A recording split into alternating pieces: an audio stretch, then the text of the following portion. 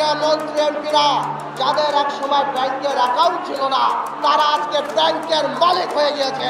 কিছু মানুষ আগুনে পুড়ে বলেই তো অন্য মানুষ আলোকিত হয়। আমাদের ঘুষ দিয়ে থানায় কাজ করতে হয়, আমাদের ঘুষ দিয়ে এই ভূমি অফিসে কাজ করতে হয়। একদিকে রয়েছে ব্যারিস্টার সুমন আর অন্যদিকে রয়েছে আন্দালিব রহমান পার্থ। এই দুইজনই ব্যারিস্টার হওয়ার পাশাপাশি অত্যন্ত জনপ্রিয় ব্যক্তি। তবে অনেকেই প্রশ্ন তুলেছে যে ব্যারিস্টার সুমন সেরা নাকি পার্থ সেরা। তো আজকের এই ভিডিওতে আমরা জানতে চলেছি ব্যারিস্টার সুমন এবং আন্দালিব রহমান পার্থ সম্পর্কে। ব্যারিস্টার সুমন এবং পার্থ এই পর্যায়ে কিভাবে আসলো এবং মানুষের এত জনপ্রিয়তা কিভাবে পেল, তাছাড়া জনপ্রিয়তার দিক থেকে এবং রাজনীতির মাঠে আসলে কে সেরা। তো ভিডিওটি অনেক ইন্টারেস্টিং হতে চলেছে, তাই শেষ পর্যন্ত দেখতে থাকুন। তো প্রথমে আমরা আন্দালিব রহমান পার্থ সম্পর্কে জেনে আসি।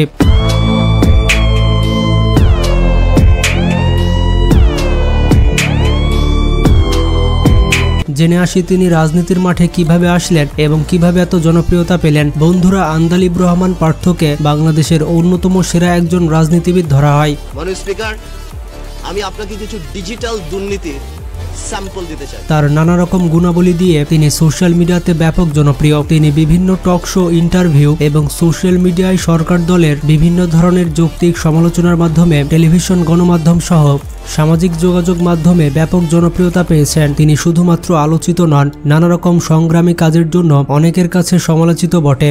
রাশিয়া থেকে 10,000 কোটি টাকার অস্ত্র কিনেন, কিন্তু আমার সাভারে হাজার হাজার শত শত মানুষের উদ্ধার কাজে একটা হ্যাকসো ব্লেড আমরা পাই না।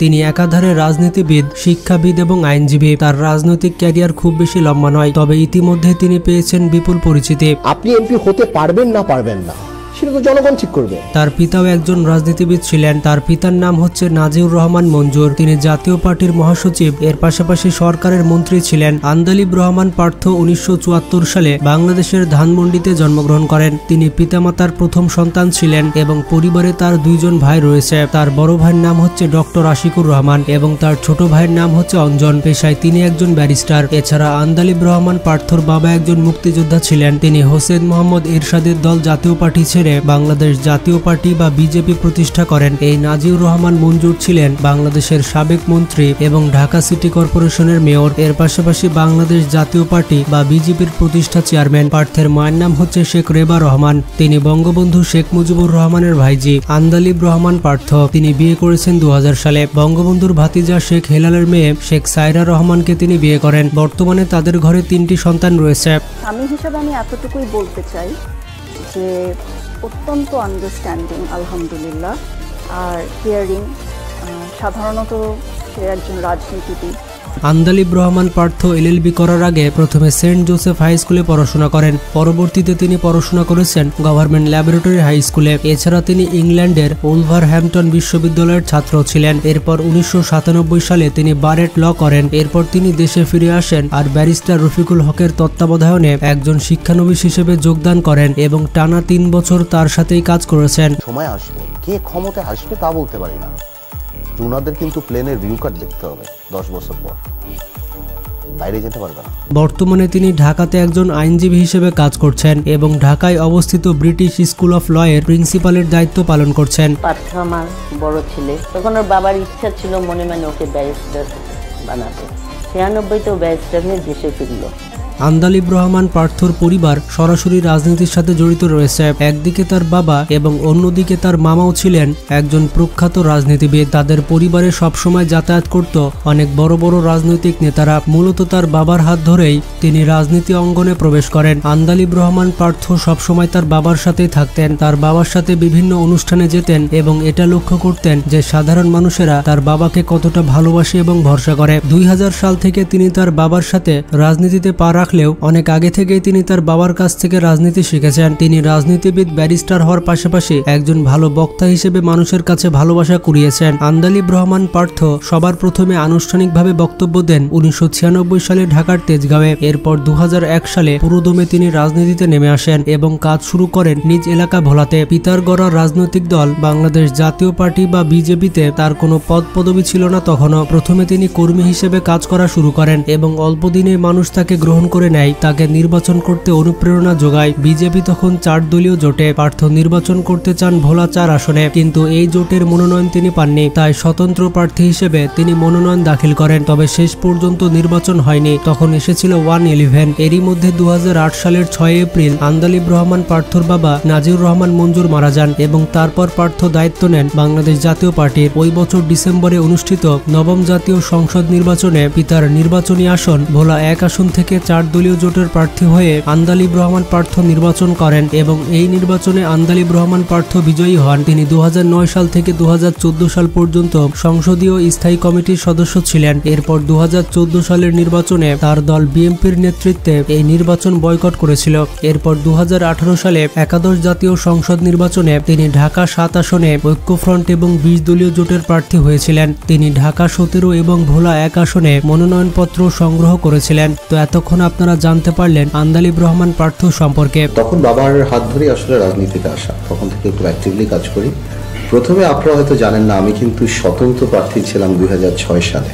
এবার আমরা জেনে আসি ব্যারিস্টার সুমন সম্পর্কে। তো যেমনটা জানেন, তার সম্পূর্ণ নাম হচ্ছে সৈয়দ সাইদুল হক সুমন এবং তিনি একজন বাংলাদেশি আইনজীবী, ব্যারিস্টার এবং সামাজিক কর্মী। এর পাশাপাশি ব্যারিস্টার সুমন আন্তর্জাতিক অপরাধ ট্রাইব্যুনালের প্রসিকিউটর। তিনি জন্মগ্রহণ করেছিলেন বাংলাদেশের সিলেটে। তিনি তার উচ্চশিক্ষা সম্পন্ন করেছেন লন্ডন বিশ্ববিদ্যালয় থেকে এবং পরিচিতি পেয়েছেন একজন সামাজিক কর্মী হিসেবে। এবং ইনি হচ্ছেন ব্যারিস্টার সুমনের স্ত্রী, যার নাম হচ্ছে মিসেস সাইদা। সাইদুল হক সুমন 3 সেপ্টেম্বর 1978 সালে হবিগঞ্জ জেলার চুনারুঘাট উপজেলায় জন্মগ্রহণ করেন। তার গ্রামের নাম ছিল পীরবাজার। বর্তমানে তার বয়স প্রায় 45 বছর। এদিকে পার্থর বাবা একজন রাজনীতিবিদ হলেও ব্যারিস্টার সুমনের বাবা একজন সাধারণ ব্যবসায়ী ছিলেন এবং তার মা পেশায় একজন গৃহিণী ছিলেন এবং ব্যারিস্টার সুমনদের ধান ভাঙানো মিল ছিল। বলতে পারেন তিনি একজন সাধারণ ব্যবসায়ীর সন্তান ছিলেন এবং তারা মোট 6 ভাই বোন ছিলেন এবং ভাই বোনদের মধ্যে ব্যারিস্টার সুমন সব থেকে ছোট। তার ছোটবেলা কেটেছে চুনারুঘাটে। তার শিক্ষার হাতেখড়ি হয়েছিল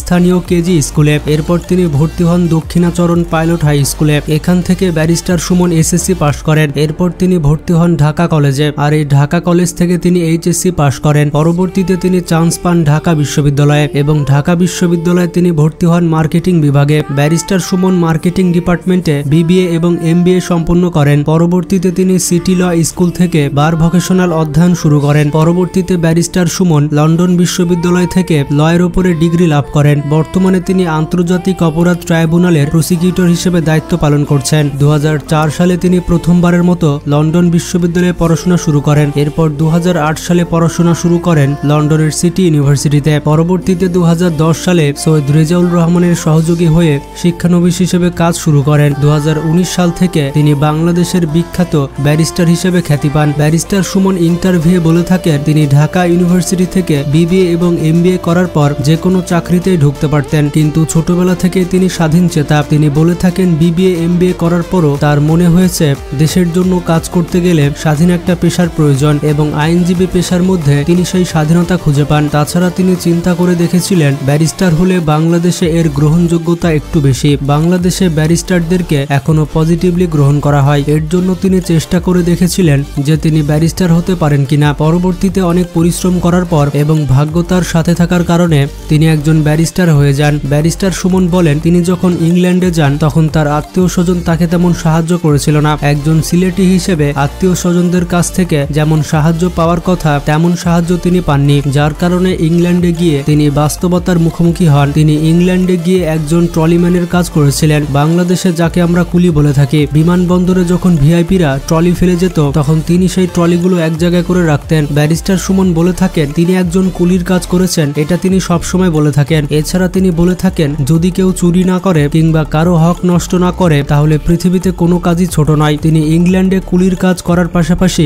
বিভিন্ন সময় মানুষের গাড়িও চালাতেন। এভাবে তিনি ইংল্যান্ডে বিভিন্ন কাজ করে টাকা জোগাড় করতেন। এরপর তিনি 2008 সালে বার অ্যাট ল করতে শুরু করেন। লন্ডনে তিনি বার অ্যাট ল সম্পূর্ণ করার পর অনেকেই তাকে বলেছিল সেখানে থেকে যেতে, কিন্তু পরবর্তীতে ব্যারিস্টার সুমন তার দেশের টানে ফিরে আসেন। ব্যক্তিগত, পারিবারিক এবং সামাজিক জীবনে তিনি একজন সুপরিচিত এবং সফল ব্যক্তি। আন্দালিব। যেমনটা জানেন তিনি আওয়ামী লীগ করেন, তিনি বর্তমান প্রধানমন্ত্রী শেখ হাসিনার প্রতি নিবেদিত প্রাণ। এছাড়া ব্যারিস্টার সুমন একজন পাবলিক স্পিকার। এছাড়া তিনি একজন লেখক এবং সামাজিক সচেতন কর্মী। রাস্তাঘাটের যে কোনো অনিয়মের বিষয়ে তিনি ফেসবুক লাইভে কথা বলে থাকেন। এছাড়া ব্যারিস্টার সুমন গরিব শিক্ষার্থীদের পাশে দাঁড়ান আর মেধাবী শিক্ষার্থীদের বৃত্তি প্রদান করে থাকেন। ব্যারিস্টার সুমন সমাজের প্রত্যেকটি অন্যায়ের বিরুদ্ধে রুখে দাঁড়াতে চান। তবে তার মোট সম্পদের পরিমাণ কত এবং তিনি কি গাড়ি ব্যবহার করে থাকেন তার সঠিক ইনফরমেশন অনলাইনে পাওয়া যায়নি। তো বন্ধুরা, আপনারা আন্দালিব রহমান পার্থ এবং ব্যারিস্টার সুমন সম্পর্কে জানতে পারলেন। এই দুইজনই বাংলাদেশের বিখ্যাত রাজনীতিবিদ। এখন আপনারাই কমেন্ট করে জানান যে এই দুইজন ব্যক্তির মধ্যে আসলে কে সেরা। আপনি যাকে সাপোর্ট করে থাকেন তার নাম কমেন্ট করে জানান এবং ভিডিওটি বেশি বেশি হোয়াটসঅ্যাপে শেয়ার করে আপনাদের বন্ধুদের জানার সুযোগ করে দেন। এইরকমই ইন্টারেস্টিং সব ভিডিও পেতে আমাদের চ্যানেলটি সাবস্ক্রাইব করে পাশে থাকা বেল আইকনটি ক্লিক করে দিন। ভালো থাকবেন, নিজের খেয়াল রাখবেন, টেক কেয়ার।